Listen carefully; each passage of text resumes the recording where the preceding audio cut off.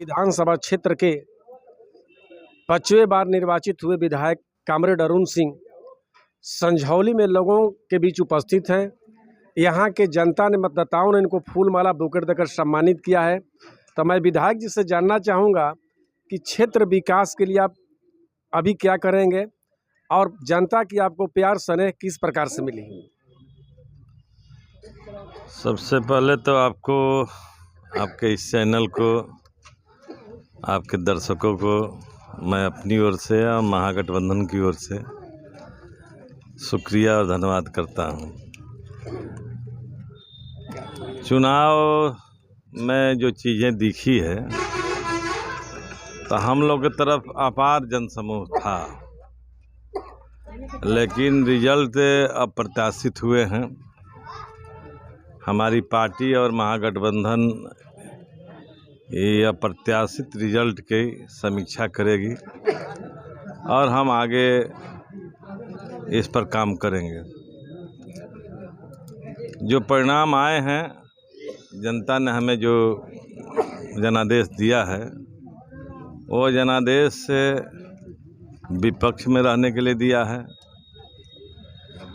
तो हम विपक्ष की अपनी भूमिका को बखूबी निभाने की कोशिश करेंगे और लगातार 5 सालों से जो हम लोग संघर्ष करते रहे हैं, महंगाई के खिलाफ, रोजगार के लिए, बेरोजगारी के खिलाफ जो हमारे संघर्ष रहे हैं, उस संघर्ष को हम अंतिम मंजिल तक अपने संघर्षों के जरिए पूरा करेंगे।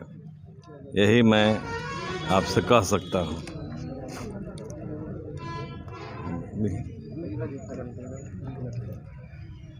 अच्छा, दूसरी बात है कि आप पहले महागठबंधन के नेता प्रतिपक्ष तेजस्वी यादव कहते थे कि हम 18 तारीख को शपथ लेंगे, मेरी बहुमत आएगी, लेकिन ऐसा हुआ नहीं। इसका कारण भी कुछ बताएंगे आप? इसका कारण तो यही हम लोग कह सकते हैं कि बहुत चुनाव में धोखा हुआ है, क्योंकि जो चीज़ें दिखती है वो रिजल्ट में नहीं दिखी। चीज़ें तो यही दिख रही थी कि अपार जनसमूह हमारे समर्थन में था, उनके जन समर्थन में जो चीज़ें थी उस तरह का नहीं था। ऐसे भी आप देख सकते हैं कि 20 सालों से नीतीश जी सत्ता में हैं और सबसे कम लोकप्रियता के आधार पर आज चुनाव लड़ रहे थे। जितनी पहले लोकप्रियता थी उसके बनिस्बत कम लोकप्रियता थी, लेकिन उससे भी ज़्यादा बीजेपी के मोदी जी भी अपने 10 सालों में सबसे कम लोकप्रिय स्थिति में चुनाव लड़ रहे थे, लेकिन चुनाव परिणाम अप्रत्याशित थे। तो ये शंका जरूर हम लोगों को हो रहा है कि कुछ ना कुछ जरूर खेला हुआ है। अब इसकी समीक्षा हम करेंगे, कैसे हुआ है, क्या हुआ है। तो ये चीज़ें थी और उस आधार पर तेजस्वी कहे चाहे महागठबंधन के सब नेता कहे, उसी आधार पर कह रहे थे। लेकिन जनता का जो जनादेश है उसको मैं स्वीकारता हूँ। लेकिन यहाँ तो माने काफ़ी जनता लोग कहती है कि 10-10 हज़ार पर वोट खरीदा गया है। वोट के 20 दिन पहले महिलाओं को 10-10 हज़ार रुपया दिया गया है। तो इसके बारे में आपका क्या ख्याल होगा विधायक जी? जनता को, महिलाओं को 10,000 रुपया मिला है, सब जानते हैं। ये चुनाव आयोग जानता है।